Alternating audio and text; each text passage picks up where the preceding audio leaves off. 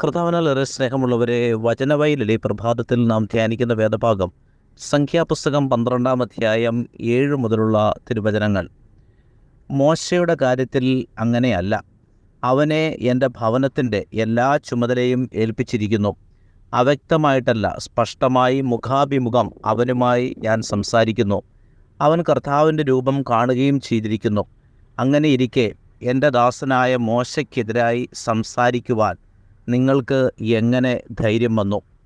പ്രിയമുള്ളവരെ, അഹറോൻ്റെ സഹോദരി മിരിയാമും മോശയുടെ നേതൃത്വത്തിനെതിരെ ചോദ്യം ചെയ്തപ്പോൾ കർത്താവ് തന്നെ മോശയ്ക്ക് വാദവുമായി വരികയാണ്. മോശയെ എന്തുകൊണ്ടാണ് കർത്താവ് നേരിട്ട് തിരഞ്ഞെടുത്തിരിക്കുന്നത് എന്നതിൻ്റെ കാരണങ്ങൾ, എന്താണ് മോശയെ ദൈവം ഏൽപ്പിച്ചിരിക്കുന്നത് എന്നെല്ലാം വളരെ വ്യക്തമായി സമാഗമ കൂടാരത്തിൽ മോശയെയും അഹറോനെയും മിരിയാമിനെയും ഒരുമിച്ച് വിളിച്ചു നിർത്തി കർത്താവ് പറയുകയാണ്. കർത്താവ് തിരഞ്ഞെടുത്ത ഒരു ശുശ്രൂഷകനാണ് മോശ. അങ്ങനെയുള്ള ശുശ്രൂഷകനായ മോശയെ കർത്താവ് ചില കാര്യങ്ങൾ ഏൽപ്പിച്ചിരിക്കുന്നത് അവ്യക്തമായിട്ടല്ല, മറിച്ച് വളരെ സ്പഷ്ടമായിട്ടാണ്. അതായത് നല്ല പകൽ വെളിച്ചത്തിലാണ് ശുശ്രൂഷ ചെയ്യുവാനായിട്ടും ദൈവത്തിൻ്റെ ഇടപെടലുകൾ ജനത്തിന് മുമ്പിൽ കാണിച്ചു കൊടുക്കുവാനായിട്ടും മോശയെ ദൈവം തിരഞ്ഞെടുത്തത്. അതുകൊണ്ട് തന്നെ പകൽ വെളിച്ചത്തിൽ മോശ എപ്രകാരമായിരിക്കുന്നു എന്നുള്ളതാണ് ദൈവം അവർക്ക് വ്യക്തമാക്കി കൊടുക്കുന്നത്. കർത്താവിൻ്റെ മനസ്സ് എന്താണ് എന്ന് ചോദിച്ചാൽ, ദൈവത്തിൻ്റെ പദ്ധതികൾ ഭൂമിയിൽ നിറവേറ്റുവാൻ കർത്താവിനൊരു ശുശ്രൂഷകനെ ആവശ്യമുണ്ട്. അപ്പോൾ അത് മോശയായി ദൈവം തിരഞ്ഞെടുക്കുകയും ചെയ്തു. അതിനെ ചോദ്യം ചെയ്യുവാനോ ആ പദ്ധതിക്കെതിരെ നിലവിളിക്കുവാനോ വിലപിക്കുവാനോ പരാതി പറയുവാനോ ആർക്കും അവകാശമില്ല എന്നുള്ളതും ദൈവത്തിൻ്റെ ആ അപ്രമാദിത്വം അത് ഇവിടെ വ്യക്തമായി തെളിയുന്നതുമായ വചനങ്ങളാണിത്.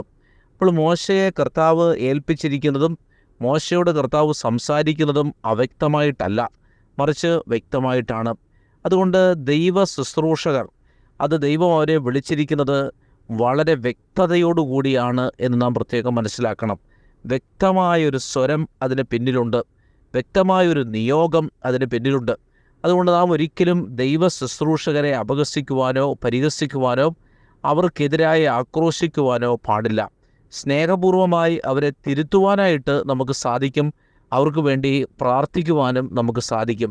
അപ്പോൾ കർത്താവ് ചോദിക്കുകയാണ്, ഞാൻ ഇപ്രകാരം വ്യക്തമായി മോശയോട് സംസാരിക്കുന്നു എന്നറിഞ്ഞിട്ടും നിങ്ങൾ എങ്ങനെയാണ് മോശയ്ക്കെതിരെ നിലവിളിക്കുന്നത്?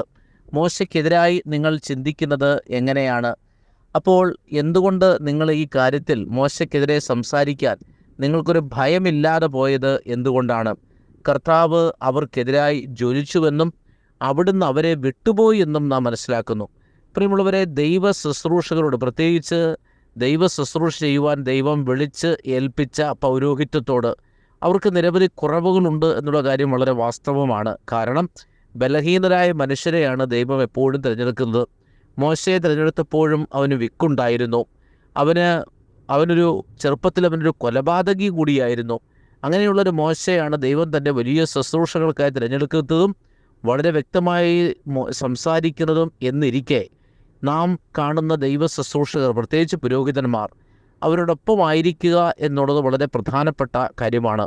അവരുടെ നന്മകൾ തിരിച്ചറിയുവാനും അവരുടെ തിന്മകളെ തിരുത്തുവാനും അവർക്ക് വേണ്ടി ദൈവസന്നിധിയിൽ മാധ്യസ്ഥം പറയുവാനും നമുക്ക് സാധിക്കണം.